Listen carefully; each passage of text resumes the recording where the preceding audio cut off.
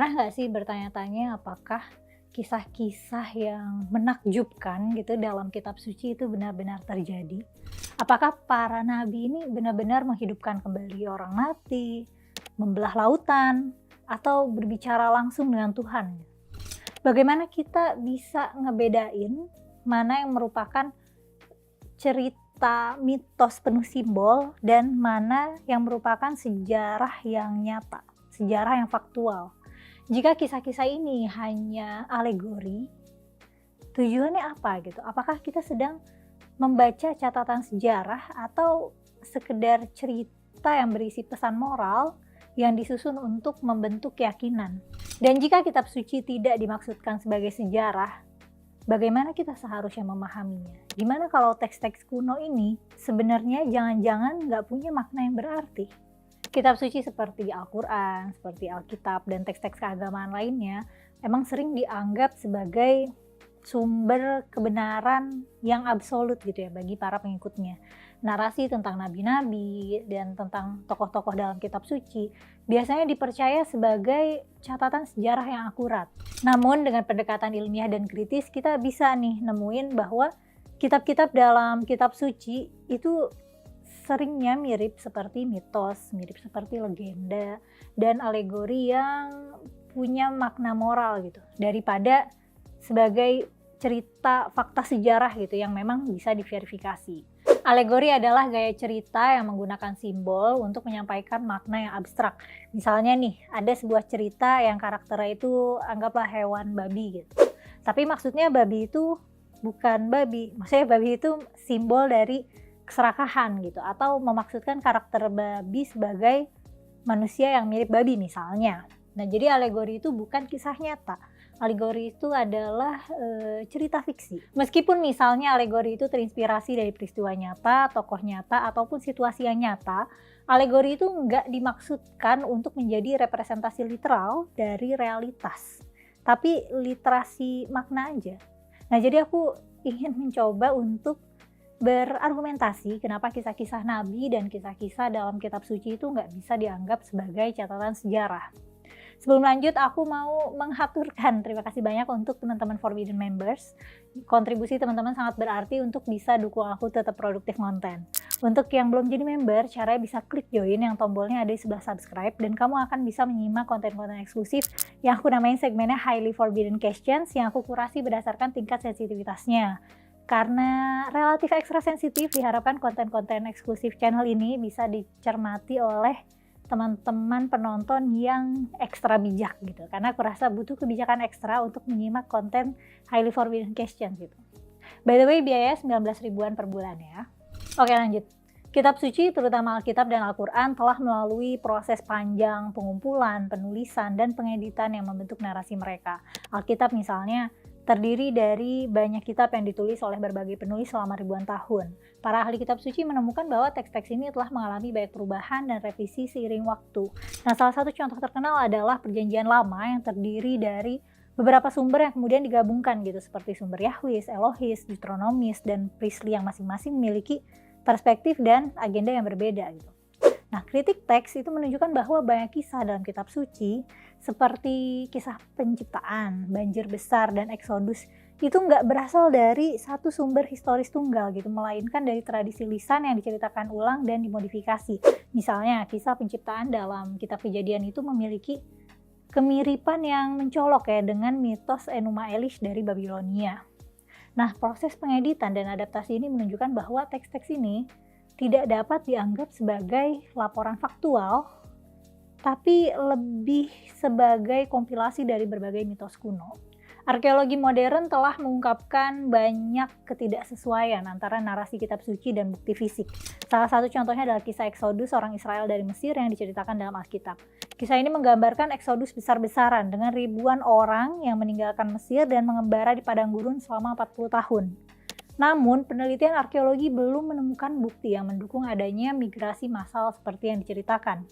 Tidak adanya bukti arkeologis juga berlaku untuk kisah Raja Daud dan Salomo atau Sulaiman yang diceritakan sebagai penguasa kerajaan besar. Nah, bukti arkeologis menunjukkan bahwa Yerusalem pada zaman tersebut hanyalah sebuah kota kecil Dan tidak ada tanda-tanda keberadaan kerajaan besar seperti yang digambarkan kitab suci atau teks-teks suci. Arkeolog Israel Finkelstein dan Neil Asher Silberman dalam buku mereka The Bible Unearthed menyatakan bahwa kisah ini kemungkinan besar adalah rekayasa yang bertujuan untuk membangun identitas nasional dan legitimasi politik. Banyak kisah dalam kitab suci memiliki pola dan tema yang serupa dengan mitos-mitos kuno dari berbagai budaya. Misalnya, kisah banjir besar dalam Alkitab dan Al-Quran memiliki paralel yang jelas dengan epos Gilgamesh, mitos banjir Mesopotamia yang jauh lebih tua ya. Nah, kisah Nabi Nuh dan bahteranya kemungkinan adalah adaptasi dari cerita ini yang mengandung pesan moral dan teologis, bukan catatan faktual. Dalam konteks ini, kitab suci dapat dipahami sebagai teks-teks yang menggunakan kisah-kisah alegoris untuk mengajarkan nilai-nilai moral, spiritual, dan sosial. Kisah-kisah ini mencerminkan pemahaman manusia pada zaman itu tentang dunia mereka yang sering dipengaruhi oleh mitologi dan kepercayaan lokal dan tidak dimaksudkan untuk menjadi catatan sejarah yang dapat diuji dengan metode ilmiah. Jadi cuma sebagai sarana untuk menyampaikan pesan etis dan teologis saja. Nah, pendekatan ilmiah terhadap sejarah manusia itu mengandalkan bukti empiris, misalnya fosil, artefak, catatan tertulis, dan harus bisa diverifikasi catatan tertulisnya. Nah, banyak dari kisah-kisah Nabi ini nggak memiliki dukungan bukti yang konsisten dengan metode ini. Misalnya kan kayak kisah Adam dan Hawa. Adam dan Hawa sebagai manusia pertama itu nggak sesuai dengan pemahaman ilmiah tentang evolusi manusia yang menunjukkan bahwa manusia modern berasal dari nenek moyang primata selama jutaan tahun melalui proses evolusi. Selain itu banyak juga narasi tentang nabi-nabi dibentuk dalam konteks sosial dan politik tertentu. Misalnya kisah Nabi Musa yang memimpin bangsa Israel keluar dari Mesir itu bisa kita lihat sebagai mitos yang fungsinya untuk memperkuat identitas etnis dan agama suatu kelompok. Jadi dalam konteks ini, Nabi itu bukan figur historis yang dapat dibuktikan keberadaannya gitu. Tapi figur Nabi itu simbol yang mewakili aspirasi kolektif suatu komunitas. Validitas sejarah dari narasi-narasi kitab suci menjadi pertanyaan penting ya dalam konteks modern gitu, di mana ilmu pengetahuan dan metode historis itu digunakan untuk memverifikasi kebenaran. Ketidakmampuan untuk menemukan bukti empiris yang mendukung banyak kisah dalam kitab suci menunjukkan bahwa teks-teks ini tidak dapat dianggap sebagai catatan sejarah yang akurat. Namun ini bukan berarti bahwa kitab suci tidak ada nilainya ya, tidak ada nilainya sama sekali. Nilai dari teks-teks ini mungkin terletak pada kemampuannya untuk membentuk identitas budaya, moralitas, dan pandangan dunia pada pengikutnya. Dengan mengakui bahwa kisah dalam kitab suci mungkin bukan sejarah secara literal, kita dapat mulai memahaminya sebagai karya sastra yang kaya dengan simbolisme dan alegori ya. Nah, kalau pakai pendekatan kayak gini, itu kita jadi bisa menghargai pesan-pesan moral dan spiritual yang ada di dalamnya tanpa terjebak dalam perdebatan tentang keakuratan historisnya. Di era modern ini, tantangan terbesar adalah menemukan cara untuk mendamaikan tradisi kuno dengan pemahaman ilmiah dan historis ya. Sekaligus mengapresiasi kitab suci sebagai dokumen budaya yang merefleksikan pandangan dunia pada zamannya gitu, bukan sebagai laporan sejarah yang harus dibuktikan secara empiris. Karena suatu narasi dapat dikatakan valid sebagai sejarah jika memenuhi sejumlah kriteria yang didasarkan pada metode historis dan standar ilmiah.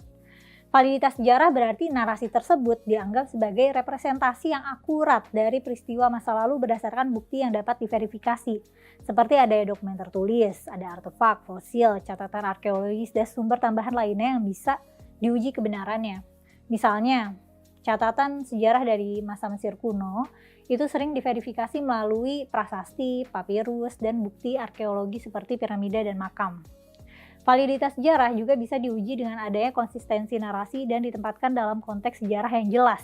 Jelas waktunya kapan, tempatnya di mana, dan kondisi sosial politiknya gimana. Kalau sebuah peristiwa didukung oleh berbagai catatan atau bukti dari sumber yang tidak saling berkaitan, namun menunjukkan kesesuaian, nah itu memperkuat kredibilitas narasi tersebut. Nah gimana nih, kalau banyak catatan berkaitan, tapi nggak sesuai dan nggak konsisten narasinya, terus banyak banget versinya gitu. Nah, jika sebuah peristiwa memiliki banyak catatan yang saling berkaitan tetapi tidak konsisten dan terdapat banyak versi yang berbeda, maka validitas sejarahnya menjadi diragukan. Ketidaksesuaian narasi dan keberadaan berbagai versi yang bertentangan menunjukkan bahwa sumber-sumber tersebut mungkin nggak akurat dan terpengaruh oleh bias.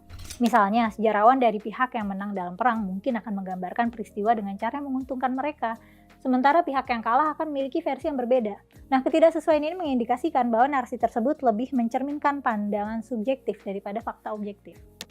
Bisa juga karena distorsi tradisi lisan. Banyak peristiwa sejarah awalnya kan disampaikan melalui tradisi lisan ya, sebelum dituliskan gitu. Tradisi lisan rentan terhadap perubahan, penambahan, atau penghapusan detil gitu seiring berjalannya waktu, sehingga menghasilkan banyak versi yang berbeda. Nah, ketika berbagai sumber memberikan informasi yang saling bertentangan, sulit kan untuk menentukan mana yang lebih dekat dengan kebenaran. Nah, kontradiksi ini bisa menciptakan kebingungan dan jadinya mengurangi kredibilitas pada semua versi yang ada.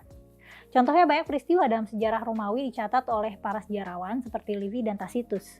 Namun catatan mereka sering bertentangan dalam detailnya gitu. Jadi menimbulkan keraguan atas akurasi peristiwa tersebut. Versi-versi yang berbeda dari suatu narasi itu sering muncul karena perubahan konteks sosial, politik, dan agama.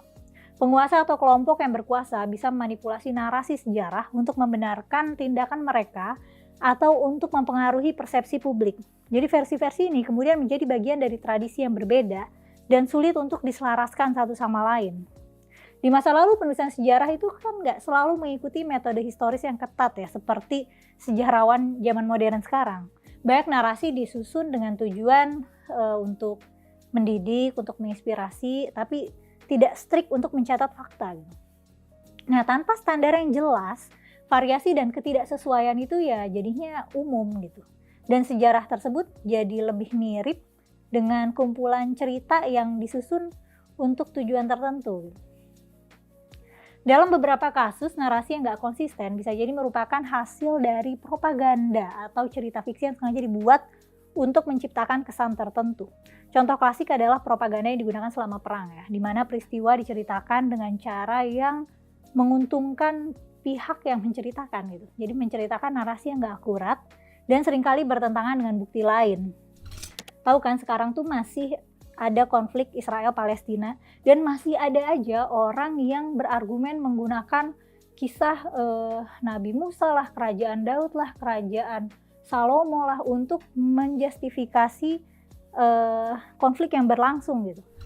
Padahal itu bukan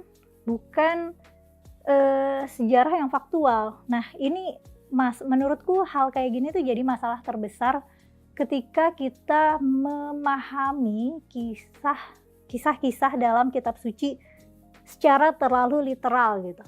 Karena ya itu bukan, nabi-nabi itu bukan figur historis dan ceritanya juga tidak faktual. Cerita-cerita dalam kitab suci itu bukan sejarah.